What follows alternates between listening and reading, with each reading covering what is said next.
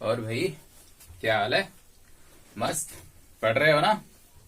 कैसा है? एकदम अच्छा लग रहा है? समझ में आ रहा था पूरा? चलो। तो हम लोगों ने लास्ट क्लास क्या देखा था? लास्ट क्लास देखा था डायपोल क्या होता है, और डायपोल के कारण इलेक्ट्रिक फील्ड निकाले थे एक्सियल लाइन पे और इक्वेटोरियल लाइन पे। ठीक। अच्छा, आज हम लोग क्या देखेंगे? आज हम लोग electric field eight any general point निकालेंगे। कोई भी एक पॉइंट ले लेंगे, वहां पे हम electric field due to dipole क्या होगा वो चीज देखेंगे। ठीक है?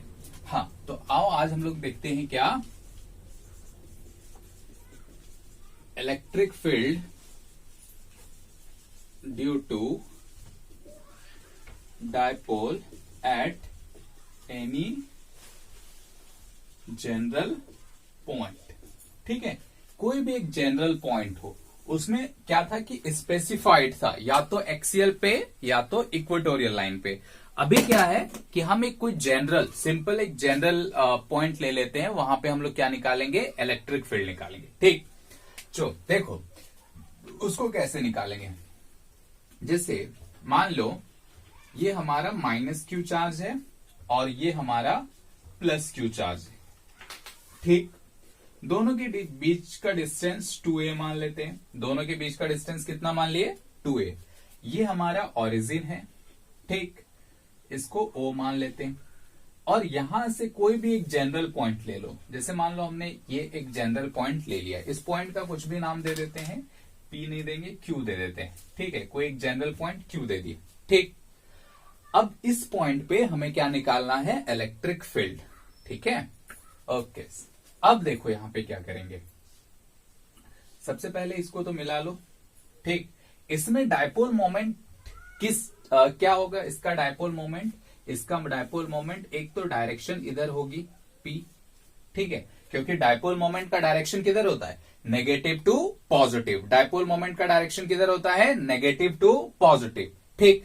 और हम ये मान लेते हैं कि ये वाला जो एंगल है वो कितना बन रहा है? Angle theta. कितना बन रहा है? Angle theta. मतलब ये जो हमारा डायपोल मोमेंट है उससे थीटा एंगल पे आर डिस्टेंस, कितने डिस्टेंस पे? आर डिस्टेंस पे हमें इलेक्ट्रिक फील्ड फाइंड आउट करना है।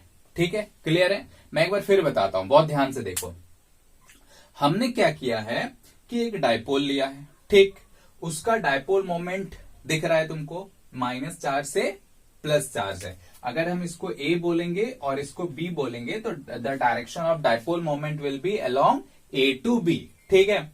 और ये जो डायपोल मोमेंट है उससे थीटा एंगल पे आर डिस्टेंस पे क्यू पॉइंट पे हमें इलेक्ट्रिक फील्ड की वैल्यू निकालनी है। ठीक। हाँ, अब देखो इसको फाइंड कैसे करेंगे? ये बना लो। ठीक है? उसके बाद देखो फाइंड कैसे करेंगे। इसको मैं थोड़ी देर के लिए मिटा देता हूं। ठीक। ये हमें पता चल गया कि कहां पे क्या है, तो हम इसको थोड़ा सा उसको मिटा देते हैं। ठीक। अब देखो ये हमारा P इस डायरेक्शन में है, डायपोल मोमेंट इस डायरेक्शन में है। ठीक। अच्छा, सोचो अगर डायपोल मोमेंट इस डायरेक्शन में है तो इस डायपोल मोमेंट का अगर हम एक कंपोनेंट ले लें इस डायरेक्शन में ऐसे, ठीक है, वो कितना हो जाएगा?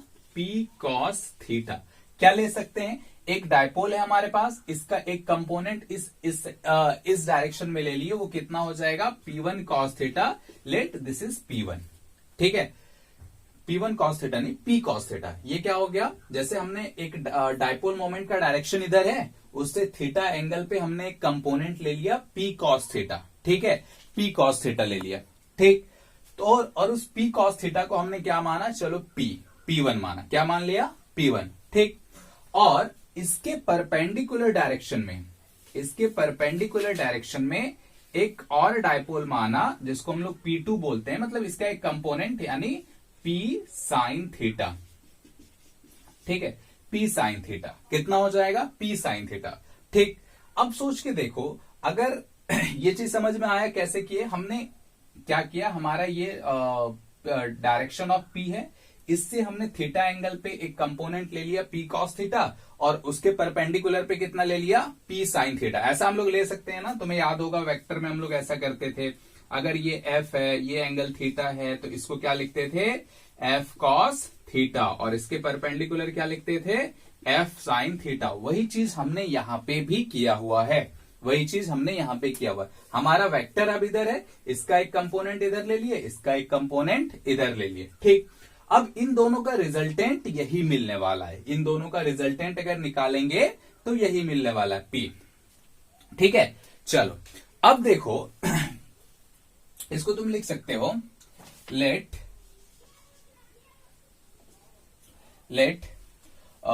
P1 and P2 be the component of P such that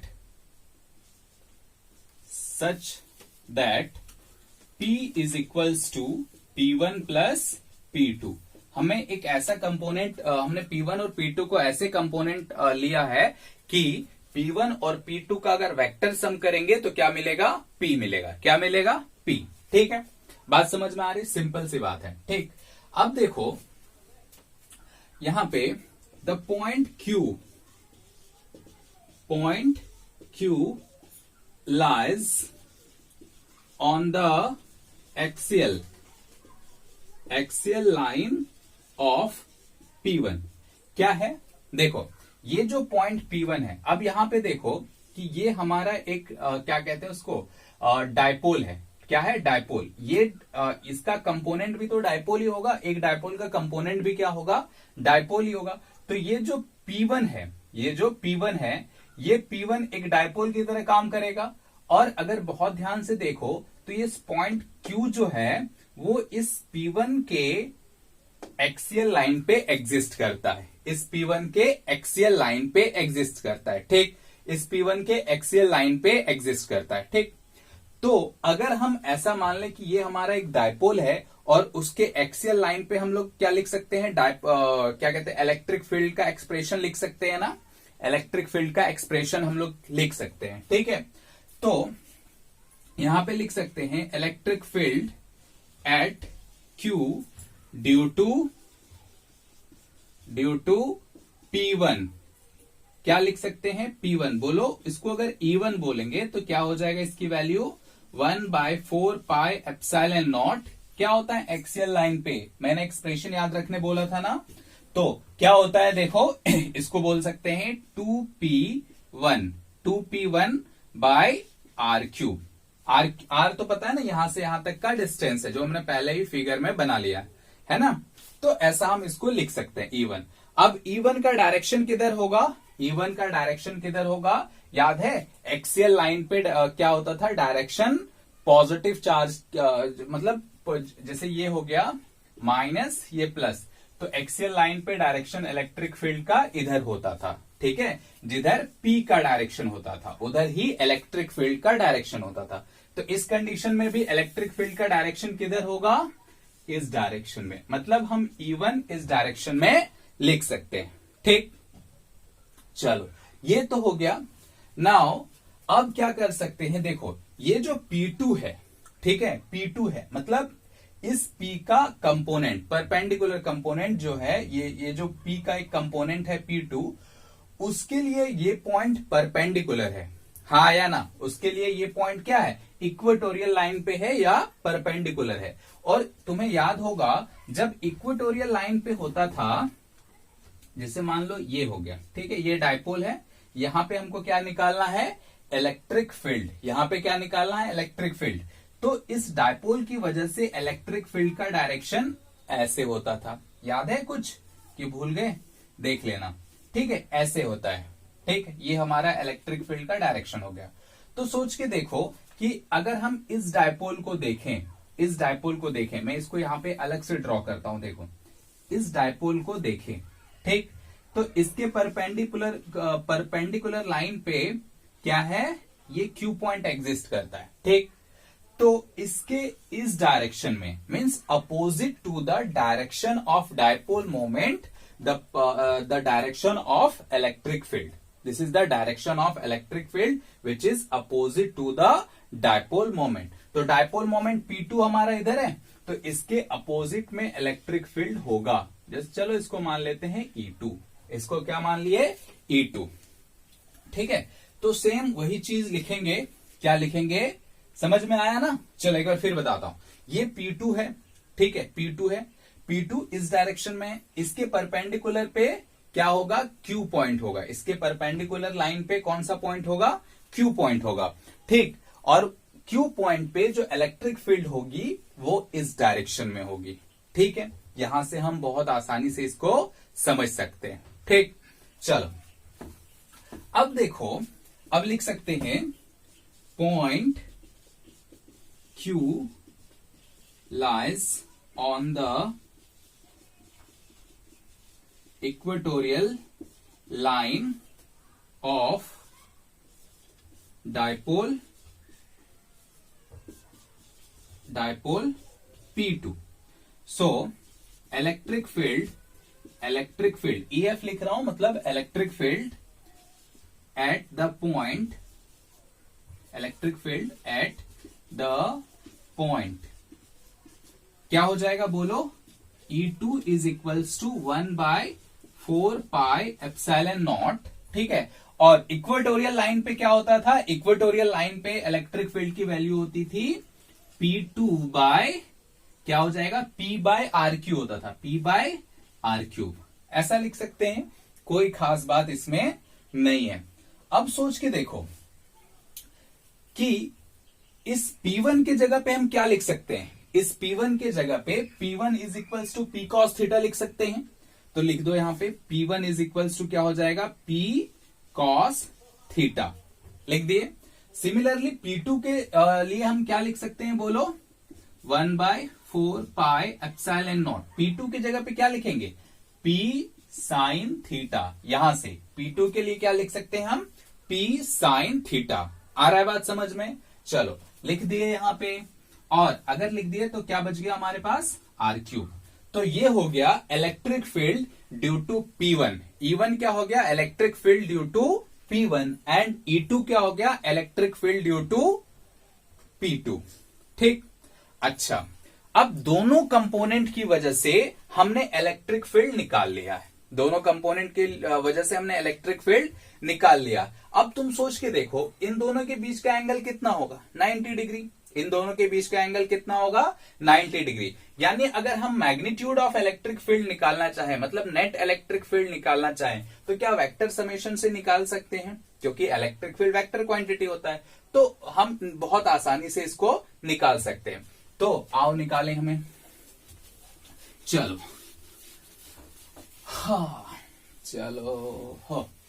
देखो, नेट इलेक्ट्रिक फील्ड, ठीक है, कौन सा electric field, net electric field, ठीक है, field at Q, net electric field at Q क्या हो जाएगा बोलो, E इज इक्वल्स टू, क्या हो जाएगा, E is equals to, expression के तौर पे लिख देते हैं E1 प्लस E2, ऐसे लिख सकते हैं ना, net electric field vector sum में ऐसे ही लिखा जाता है, E1 प्लस E2।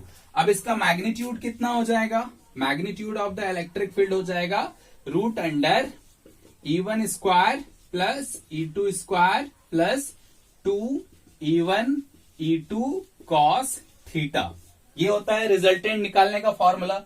अब देखो E1 electric field due to dipole P1, इसकी वैल्यू कितनी थी, लिख लेते हैं इसकी value 1/4πε0 2p cos theta by क्या हो जाएगा, R3, इसका स्क्वायर हो जाएगा, ठीक है, प्लस E2 कितना है, 1/4πε0 p sin theta by R3, ठीक है, ये हो गया, ठीक। अच्छा, इसमें cos थीटा की वैल्यू कितनी हो जाएगी, cos थीटा की वैल्यू होगी 90 डिग्री, cos थीटा की वैल्यू कितनी हो जाएगी, सॉरी थीटा की वैल्यू कितनी होगी 90 डिग्री, तो cos थीटा की वैल्यू कितनी हो जाएगी 0, तो हम प्लस क्या लिख सकते हैं 0, ठीक। अच्छा, इसमें अगर बहुत ध्यान से देखो, अच्छा इसका स्क्वायर भी तो होगा, इसमें अगर बहुत ध्यान से देखो तो 1/4πε0 p/R3 कॉमन हो जाएगा, p/R3 कॉमन हो जाएगा, तो ले लेते हैं कॉमन, तो रूट से जब बाहर आएगा तो क्या आ जाएगा तुम्हारा 1/4πε0। यहां पे क्या बचा देखो 2 इंटू कॉस, अच्छा कॉमन तो पूरा लिखे ही नहीं ना, क्या हो जाएगा p/r³। ठीक, यहां पे क्या बचा सिर्फ और सिर्फ 2p, और 2p का जब स्क्वायर करेंगे तो क्या हो जाएगा 4, सॉरी p नहीं बचेगा ना, क्या बचा 2 cos थीटा, क्या बचा 2 cos थीटा। जब इसका स्क्वायर करेंगे तो कितना हो जाएगा 4 cos स्क्वायर थीटा। और यहां पे क्या बचा, यहां पे सिर्फ और सिर्फ साइन थीटा बचा। तो साइन थीटा का स्क्वायर करेंगे तो क्या हो जाएगा साइन स्क्वायर थीटा, क्या हो जाएगा साइन स्क्वायर थीटा। और रूट के लिए हम 1/2 लगा सकते हैं, लग गया। अब सोचो कि यहां पे एक फॉर्मूला होता है, क्या फॉर्मूला होता है कि sine square theta plus cos square theta is equals to 1, sine square theta plus cos square theta is equals to 1। तो सोच के देखो, क्या इसको ऐसा भी लिखा जा सकता है 1/4πε0 p/r³। ठीक है, इसको ऐसे लिख सकते हैं ना 3 cos स्क्वायर थीटा प्लस, यहां पे क्या लिख सकते हैं एक cos square theta plus sign square theta. क्या ऐसा भी लिखा जा सकता है, लिखा जा सकता है, क्योंकि 4 cos स्क्वायर थीटा को 3 cos square theta plus cos square theta लिख सकते हैं प्लस साइन स्क्वायर थीटा। क्या ये टर्म मिलके 1 हो जाएगा, हो जाएगा। तो क्या इसके जगह पे हम 1 लिख सकते हैं, लिख सकते हैं, कितना हो जाएगा 1/4πε0 p/r³। ठीक है, यहां पे क्या हो जाएगा 3 cos स्क्वायर थीटा प्लस 1, ठीक, का रूट, इसमें भी आ जाएगा रूट। ठीक है, रूट आ गया। ठीक, this is the net electric field eight point, किस पॉइंट पे, किस पॉइंट पे बोलो, Q पॉइंट पे, किस पॉइंट पे, Q पॉइंट पे। ये नेट इलेक्ट्रिक फील्ड का एक्सप्रेशन हो गया, नेट इलेक्ट्रिक फील्ड का एक्सप्रेशन हो गया। वो कितना आया, E is equals to 1/4πε0 p/r³, 3 cos square theta plus 1। Simple है, कोई खास बात इसमें नहीं है। ठीक है, तुमको बुक में बहुत अलग तरीके से बनाया हुआ मिल सकता है, बट ये बेस्ट मेथड होता है। ठीक है, इस p को 2 कंपोनेंट में तोड़ दो, p1 cos theta, sorry p cos theta and p sin theta, और एक्सियल और इक्वेटोरियल लाइन के इक्वेटोरियल पॉइंट पे इलेक्ट्रिक फील्ड लिख के उसका क्या करो, रिजल्टेंट निकालो। सिंपल, कोई खास बात इसमें नहीं है। ठीक है, अच्छा चलो भाई, ये तो हो गया। अब बात आती है कि direction of the net electric field, direction of the net electric field क्या होगा। ठीक है, डायरेक्शन, कहीं इलेक्ट्रिक फील्ड इसका रिजल्टेंट तो इधर होगा ना, सोच के देखो, ये 45 होगा क्या, नहीं होगा। क्यों, क्योंकि E1 और E2 का मैग्नीट्यूड सेम नहीं है, E1 और E2 का मैग्नीट्यूड सेम नहीं है। अगर सेम होता तो हम उसको 45 लिख सकते हैं। ठीक है, तो हम क्या करेंगे, इस P1 के डायरेक्शन से इलेक्ट्रिक फील्ड का डायरेक्शन निकालेंगे। ये नेट इलेक्ट्रिक फील्ड का डायरेक्शन हो गया। ठीक है, तो मान लेते हैं ये कितना है फाई, कितना है फाई, फाई समझ में आता है ना, फाई एंगल मान लेते हैं कि E1 के साथ नेट इलेक्ट्रिक फील्ड हमारा फाई एंगल बना रहा है। तो ये फाई एंगल कैसे निकालेंगे, ये फाई की वैल्यू कैसे निकालेंगे, देखो ये फाई की वैल्यू कैसे निकालेंगे। यहां पे देखो यहां पे देखो कि क्या क्या देखेंगे कि direction of net electric field,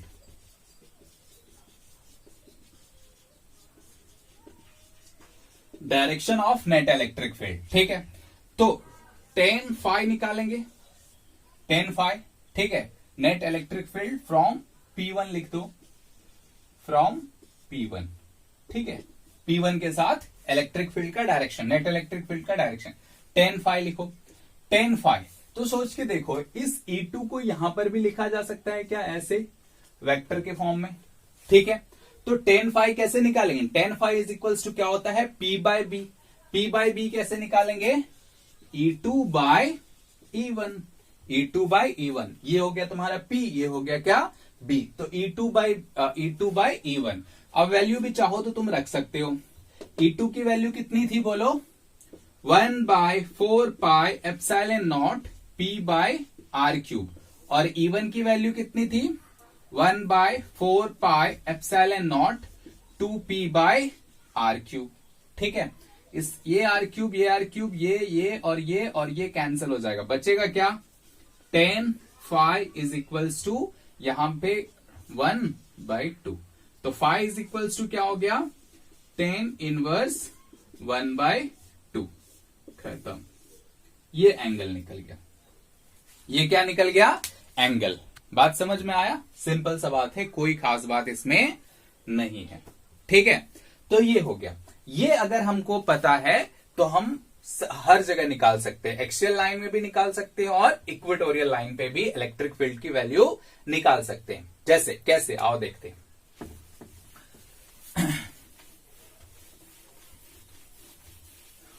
देखो, हमने एक जनरल पॉइंट पे इलेक्ट्रिक फील्ड की वैल्यू होती है 1/4 pi epsilon not, 1/4 pi epsilon not. ठीक है, p/r³। ठीक, p/r³ फॉर्मूला होता है 3 cos square theta plus 1, 3 cos square theta plus 1।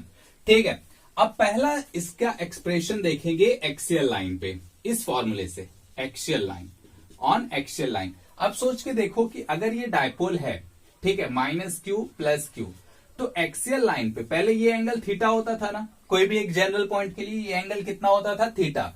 तो अभी हमारे पास एक्सियल लाइन है, तो एक्सियल लाइन के लिए थीटा की वैल्यू कितनी होगी, बोलो, थीटा की वैल्यू कितनी हो जाएगी, थीटा इज इक्वल्स टू 0 हो जाएगी, क्योंकि ये थीटा है, तो थीटा की वैल्यू कितनी हो गई, 0। अब यहां पे वैल्यू पुट कर दो, theta is equals to 0। cos 0 की वैल्यू कितनी होती है, 1, ये हाफ होता है। ठीक है, ये हाफ हो गया। ठीक, तो वैल्यू पुट कर देते हैं, E is equals to 1/4 pi epsilon naught p/r³। अब सोचो, थीटा इज इक्वल्स टू 0 रखो, तो cos 0 की वैल्यू 1, 1 का स्क्वायर 1 ही होगा। ठीक है, और तो कितना बच जाएगा यहां पे, 3 + 1 का रूट। ठीक, अब 3 + 1 कितना हो जाएगा, 4, 4 का रूट कितना हो जाएगा, 2। तो यहां पे हम डायरेक्ट 2 लिख सकते हैं। ठीक है, क्या यही एक्सप्रेशन एक्सियल लाइन के लिए था, यही एक्सप्रेशन एक्सियल लाइन के लिए भी था। तो अगर हमें एक पॉइंट पे पता है, एक कोई भी जनरल पॉइंट पे इलेक्ट्रिक फील्ड पता है, तो हम उससे एक्सियल लाइन पे भी लिख सकते हैं, और जो लिखे हैं वो सही आया है, इसका मतलब हमने जो पढ़ा, जो समझा, वो बिल्कुल सही है।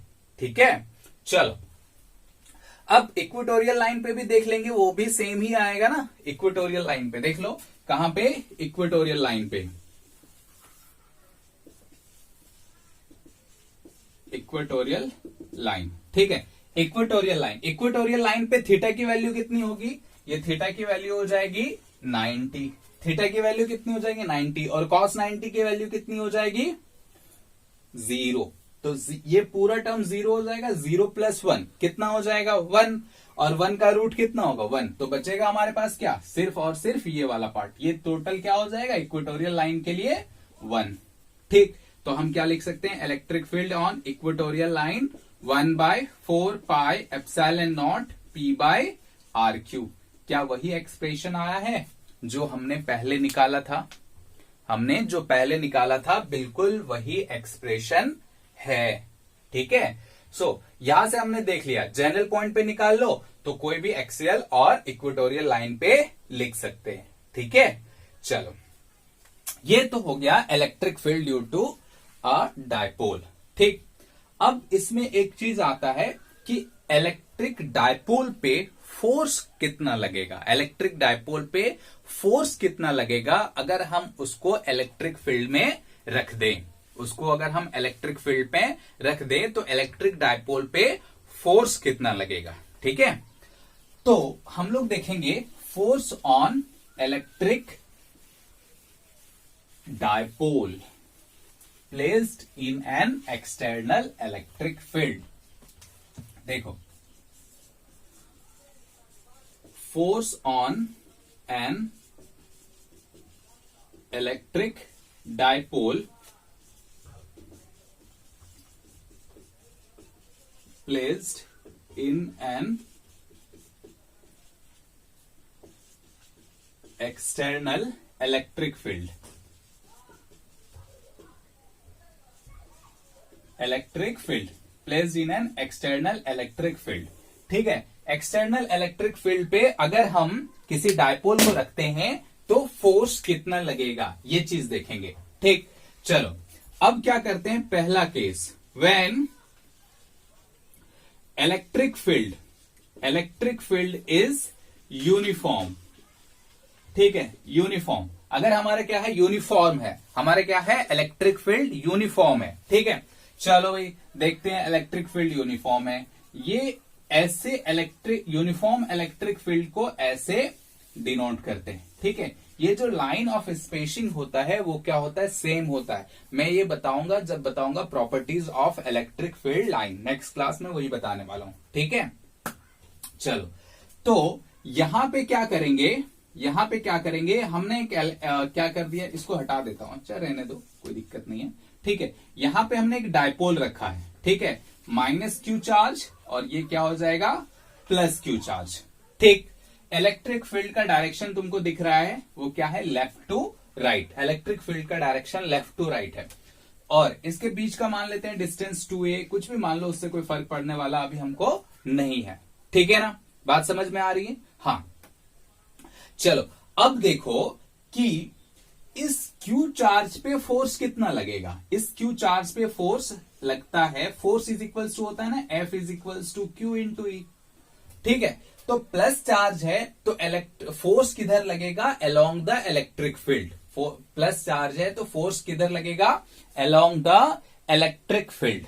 ठीक, अच्छा, और उस फोर्स का मैग्नीट्यूड कितना होगा, ये। अब सोचो कि नेगेटिव चार्ज पे फोर्स अपोजिट डायरेक्शन में लगेगा। नेगेटिव चार्ज पे फोर्स किधर लगेगा, नेगेटिव डायरेक्शन में, मतलब अपोजिट डायरेक्शन में। अपोजिट डायरेक्शन में जिधर प्लस क्यू पे लग रहा है उसके अपोजिट डायरेक्शन में क्या लगेगा, फोर्स। क्या लगेगा, फोर्स, किस पे, नेगेटिव चार्ज पे। तो नेगेटिव चार्ज पे फोर्स इधर लगा, F इज इक्वल्स टू कितना हो गया, QE।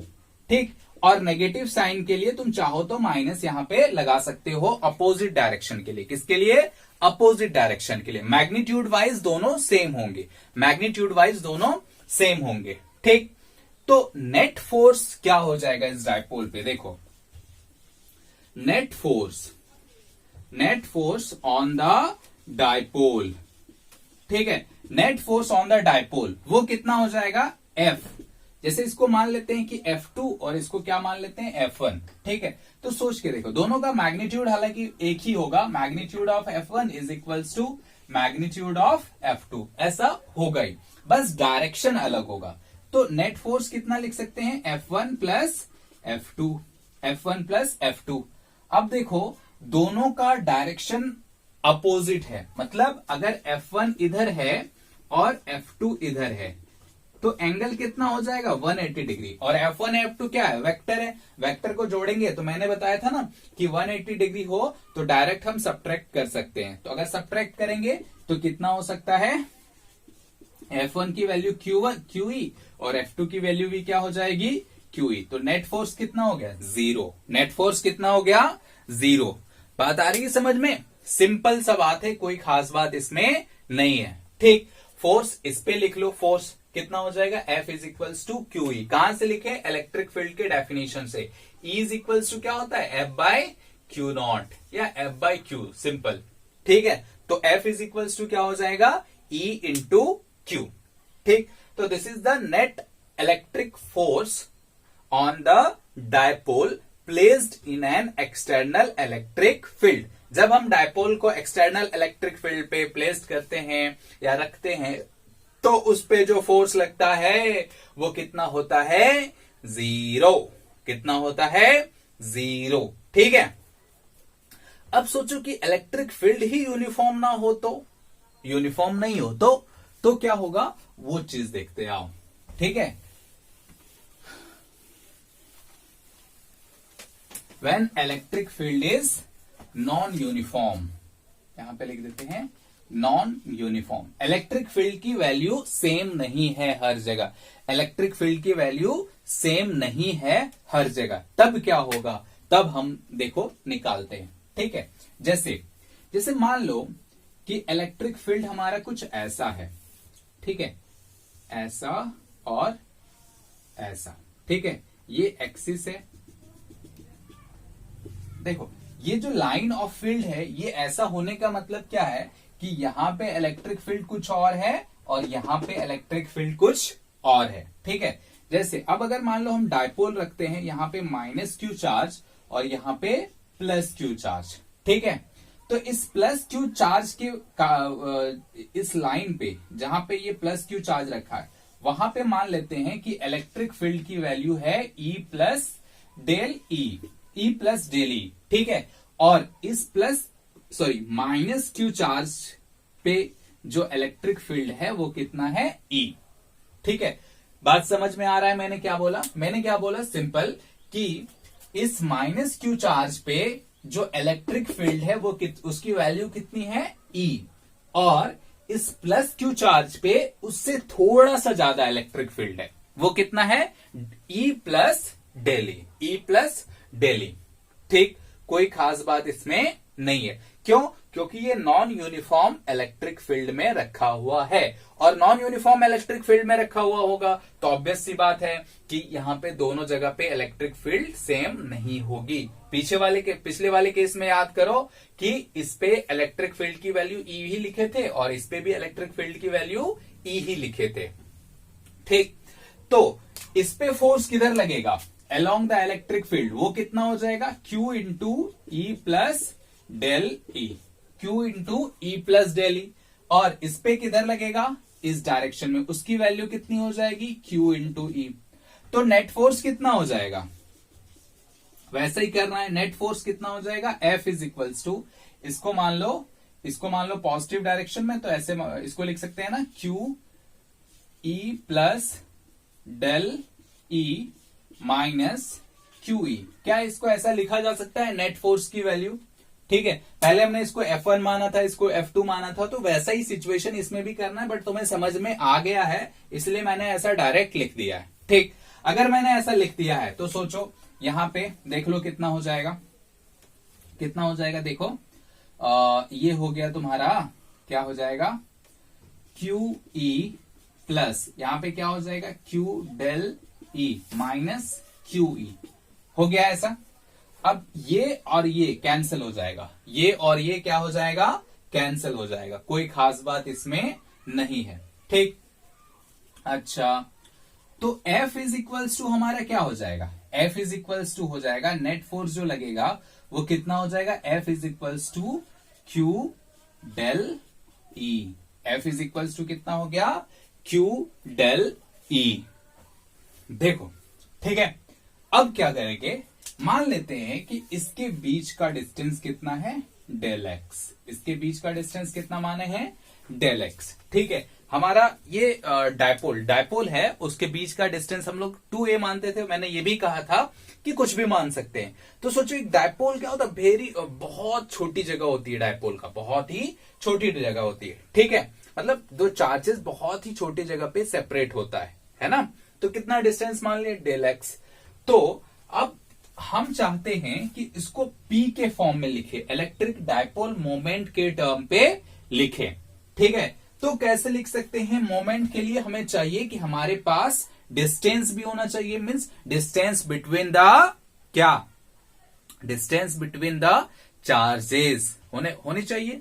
वो कितना है? Del X. तो अगर हम P के फॉर्म में लिखना चाहते हैं तो हमारे पास एक डेल एक्स यहां पे होना जरूरी है, लेकिन ऐसे तो हम डेल एक्स रख नहीं सकते हैं। तो क्या कर सकते हैं कि अगर हम डेल एक्स से डिवाइड कर दें, ठीक है, डेल एक्स से डिवाइड कर दें, तब कोई बुराई वाली बात नहीं होगी, हाँ या ना। सिंपल देखो, ये डेल एक्स क्या हो जाएगा? कैंसिल आउट हो जाएगा। चलो, तो फोर्स इज इक्वल्स टू कितना लिख सकते हैं आप? फोर्स इज इक्वल्स टू क्या लिख सकते हैं? देखो, Q इंटू डेल एक्स। क्या इसको P लिखा जा सकता है? इसको P लिखा जा सकता है, तो लिख दिए भैया P, ठीक। और क्या बच गया हमारे पास? Del E by del X, del E by del x.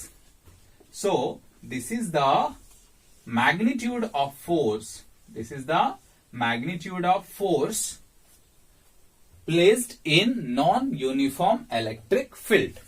Non uniform electric field, non uniform electric field पे ये जो फोर्स है वो क्या होगा? जीरो नहीं होगा। नॉन यूनिफॉर्म इलेक्ट्रिक फील्ड पे फोर्स जीरो नहीं होगा। ठीक है, चलो ये आया समझ में। अब इसका एक एग्जांपल देख लेते हैं कि नॉन यूनिफॉर्म कैसे होगा। देखो सिंपल सा एक छोटा सा एग्जांपल मैं बताता हूं। देखो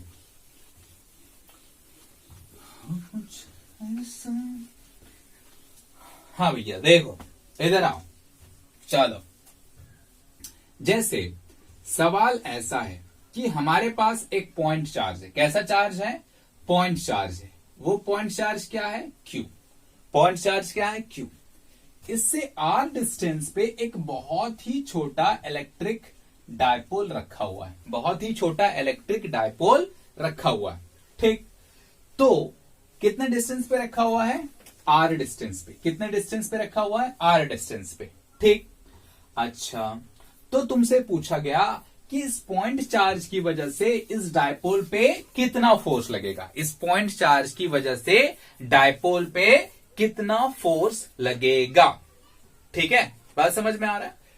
सवाल फिर से सुनो। एक पॉइंट चार्ज है, उससे आर डिस्टेंस पे एक डायपोल रखा हुआ है। आर डिस्टेंस पे एक डायपोल रखा हुआ है। ठीक है, रख दिए भैया। तो तुमसे ये पूछा गया कि भैया बता दो कि इस डायपोल पे फोर्स कितना लगेगा। क्या लगेगा? फोर्स कितना लगेगा। ठीक है, आप बनाते हैं फिर फोर्स कितना लगेगा। तो अच्छा एक चीज यहां पे बताओ तो, अगर डायपोल का मोमेंट का डायरेक्शन इधर है तो पॉजिटिव चार्ज किधर होगा? पॉजिटिव चार्ज किधर होगा? पॉजिटिव चार्ज होगा जिधर ऐसे होता है ना, माइनस क्यू प्लस क्यू। तो पॉजिटिव चार्ज इधर होगा ना, हाँ या ना? इतना तो आता है, सिंपल सा, मैंने पहले भी बताया हुआ है ये। ठीक है, चलो अब देखो कि आर डिस्टेंस पे इस पॉइंट चार्ज के कारण इलेक्ट्रिक फील्ड कितना होगा। Electric field at a distance R from charge Q कितना हो जाएगा? इलेक्ट्रिक फील्ड बोलो, E इज इक्वल्स टू 1/4πε0, ठीक है, Q बाय आर स्क्वायर। ऐसा होता है, Q by R square point charge के कारण आर डिस्टेंस पे इलेक्ट्रिक फील्ड इतना होता है। हम क्या जानते हैं कि अब जैसे देखो इस कंडीशन में क्या हो रहा है कि इलेक्ट्रिक फील्ड जो है वो आर पे डिपेंड कर रहा है। किस पे डिपेंड कर रहा है? आर पे डिपेंड कर रहा है ना? इलेक्ट्रिक फील्ड किस पे डिपेंड कर रहा है? आर पे। तो जैसे आर बढ़ेगा घटेगा तो इलेक्ट्रिक फील्ड भी वेरी करेगी। सोच के देखो, इसके बीच का डिस्टेंस अगर डेल एक्स है तो क्या दोनों पे सेम फोर्स लगेगा? नहीं, दोनों पे सेम फोर्स नहीं लगेगा। किस पे ज्यादा फोर्स लगेगा? माइनस क्यू चार्ज वाले पे। क्यों? क्योंकि ये इलेक्ट्रिक फील्ड पॉइंट चार्ज के पास में है। पास में है तो यहां से यहां तक की डिस्टेंस भी क्या होगी? कम होगी। और यहां से यहां तक की डिस्टेंस क्या होगी? इसके कंपेयर में ज्यादा होगी। हाँ या ना? तो हमें अभी भी तुरंत पता चला है कि अगर हम इलेक्ट्रिक डायपोल को नॉन यूनिफॉर्म इलेक्ट्रिक फील्ड में रखते हैं तो फोर्स का फॉर्मूला होता है, फोर्स का फॉर्मूला क्या होता है? P del E by del X. ऐसा होता है। इसको ऐसे भी लिख सकते हैं ना, याद करो, P D E bye D x. क्या इसको ऐसा भी लिखा जा सकता है? लिखा जा सकता है। अगर डी डेल एक्स बहुत छोटा हो तो, ठीक है, ऐसा लिखा जा सकता है। तो अब हमें क्या है, P तो हम निकाल सकते हैं, P तो दिया हुआ है ही। अभी हमें del E by del X निकालना है। क्या निकालना है? Del E by del X निकालना है। सिंपल सी बात है। तो कैसे निकालेंगे? डिफरेंशिएट कर दो। डिफरेंशिएट कर देंगे, क्या हो जाएगा? D E by del R, R के रिस्पेक्ट में, क्योंकि ये आर है ना, वहां पे हमने एक्स लिया था इसलिए एक्स, यहां पे क्या लेंगे? आर। तो डेल आर कितना हो जाएगा बोलो? 1/4πε0। क्यू कॉमन है, किसका differentiation? D by D R 1/r²। इसका डिफरेंशिएशन कर सकते हो क्या? इसका डिफरेंशिएशन कर सकते हो क्या?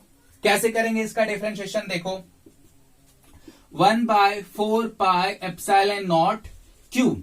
अब सोचो 1/r² का डिफरेंशिएशन क्या होगा? 1/r² को ऐसे लिख सकते हैं ना, r⁻⁻², और इसका d बाय डी आर कर दो तो कितना हो जाएगा? इसको ऐसे लिख देंगे, डायरेक्ट यहां पे कर देता हूं मैं, ठीक है। तो कितना हो जाएगा? फॉर्मूला क्या होता है? mx, इसका फॉर्मूला क्या हो जाएगा? -2 आर -2 - 1 यानी -2r टू द पावर -3, और ये -3 अगर नीचे आ जाएगा तो कितना हो जाएगा 2/r³ -2/r³।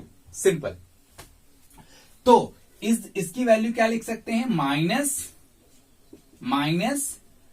-q/एक 2 हो जाएगा और r³ क्या लिख सकते हैं 1/r² का डिफरेंशिएशन इतना हो जाएगा ना, r² का डिफरेंशिएशन -2/r³, तो -2/r³ हमने लिख दिया। ठीक, ये हमारा क्या आ गया dE/dr। तो फोर्स कितना होगा, तो force on the electric dipole, force on the electric dipole, force on the electric dipole, ठीक है, डायपोल कितना होता है, F इज इक्वल्स टू क्या हो जाएगा, ये मैग्नीट्यूड है, मैग्नीट्यूड में साइन वाइन नहीं लेंगे, फिलहाल अभी लिख देते हैं, F इज इक्वल्स टू क्या होगा P इंटू DE/dx, यही होता है। यहां पे क्या ले लेंगे dr, क्योंकि डिस्टेंस हमारा क्या है r, ठीक है। तो P हो गया, P को क्या लिख सकते हैं, बोलो, रहने देते हैं, P ही रहने देते हैं, कोई खास बात इसमें नहीं है। D/dr को क्या लिख सकते हैं 1/4πε0 2q/r³ और एक माइनस साइन, ये हो गया तुम्हारा फोर्स, ये तुम्हारा क्या हो गया force, force on electric dipole due to a point charge, ठीक है, force on electric dipole due to a point charge, ठीक है। अब देखो यहां पे एक माइनस साइन आया है, क्या आया है माइनस साइन, जो बताता है कि इसका जो फोर्स होगा अपोजिट टू पी होगा, अपोजिट टू पी, मतलब पी का डायरेक्शन इधर है तो फोर्स इस डायरेक्शन में लगेगा, मतलब फोर्स क्या होगा attractive, negative sign shows that force will be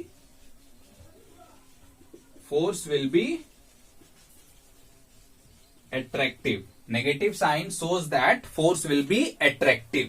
बात समझ में आया। तो सोचो अगर हम डायपोल को फ्री छोड़ दें तो डायपोल क्या होगा पॉइंट चार्ज की ओर खींचते हुए चला जाएगा, डायपोल क्या होगा पॉइंट चार्ज की तरफ खींचते हुए चला जाएगा। क्यों, क्योंकि फोर्स तो इधर लग रहा है और फोर्स इधर लग रहा है, यानी वो क्या होगा धीरे धीरे धीरे धीरे धीरे धीरे क्या होगा डायपोल पॉइंट चार्ज के पास आ जाएगा, ठीक है। तो ये हो गया इसका एक्सप्रेशन, बात समझ में आई। अब देखो यहाँ पे E की वैल्यू कुछ भी दे सकता है, ठीक है, कोई भी फंक्शन दे दो, D/dr निकाल लो, P तो पता ही है, ठीक। ये हो गया force on electric dipole on uniform and non uniform electric field, ठीक। अब इसमें एक छोटा सा बात रह जाता है जिसको हम लोग बोलते हैं टॉर्क, जिसको क्या बोलते हैं torque on electric dipole, torque on electric dipole, ठीक। तो वो टॉर्क निकालेंगे कैसे, देखो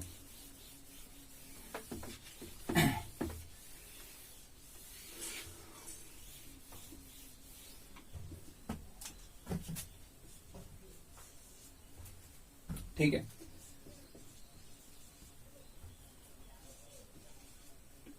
टॉर्क ऑन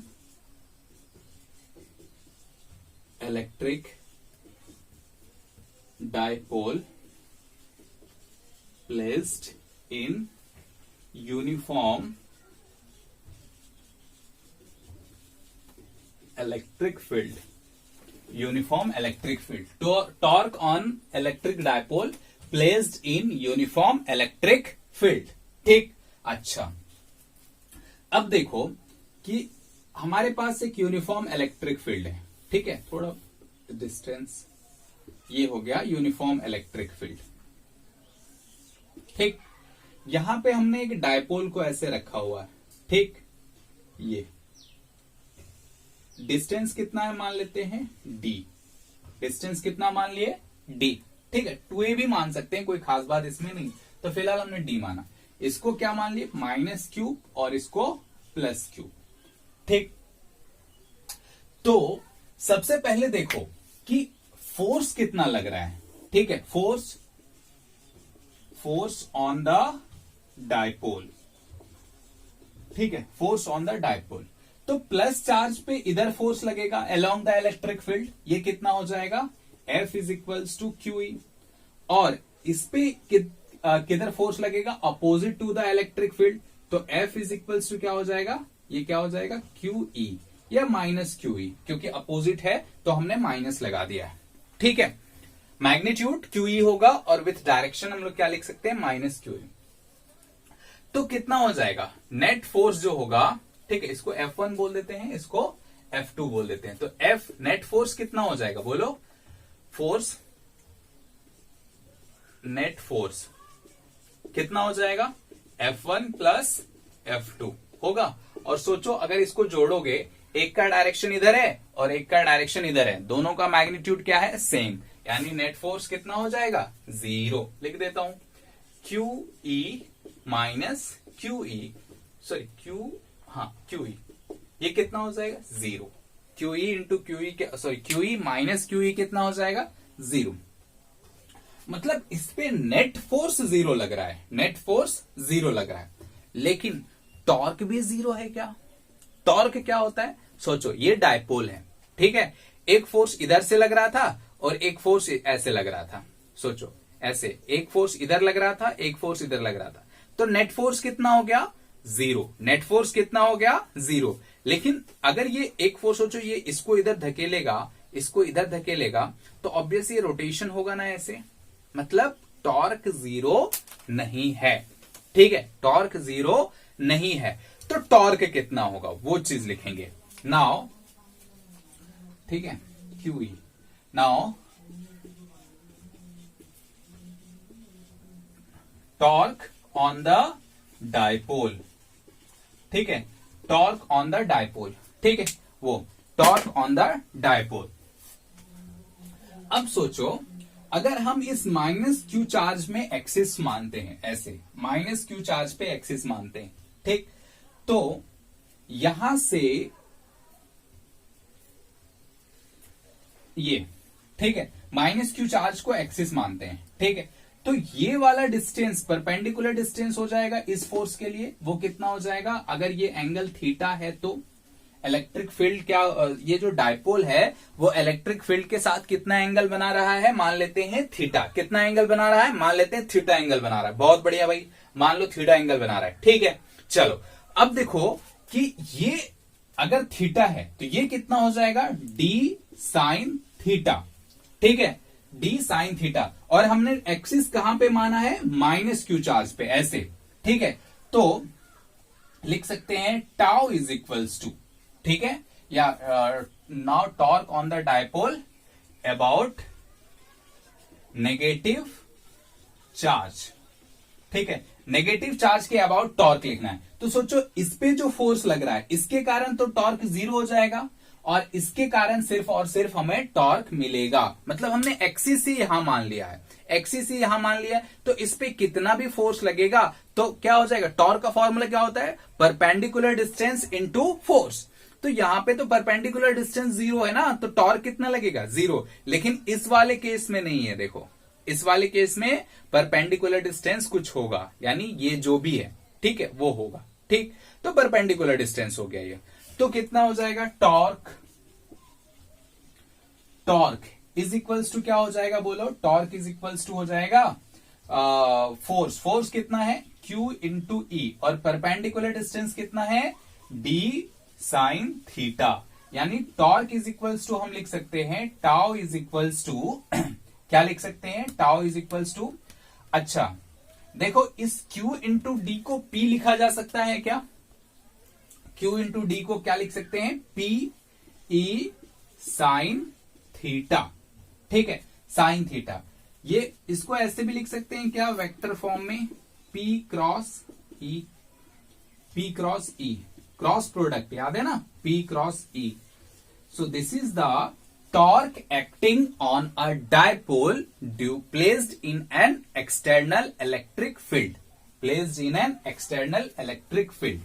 तो ये क्या हो जाएगा, torque due to electric field, torque due to electric field. ये किसके किसके कारण इलेक्ट्रिक फील्ड है? तो सॉरी, टॉर्क किसके कारण है? इलेक्ट्रिक फील्ड के कारण ये टॉर्क है। ठीक है, अब सोचो अगर हम इसको रोटेट करना होगा तो हमको एक एक्सटर्नल टॉर्क लगाना पड़ेगा, मतलब इलेक्ट्रिक फील्ड इधर लगा रहा है, हमें इधर लगाना पड़ेगा, तो क्या हो जाएगा? तब जब हम एक्सटर्नल निकालेंगे तो torque is equals to E cross P हो जाएगा। बात समझ में आ रहा है? This is the torque due to electric field, torque due to electric field है।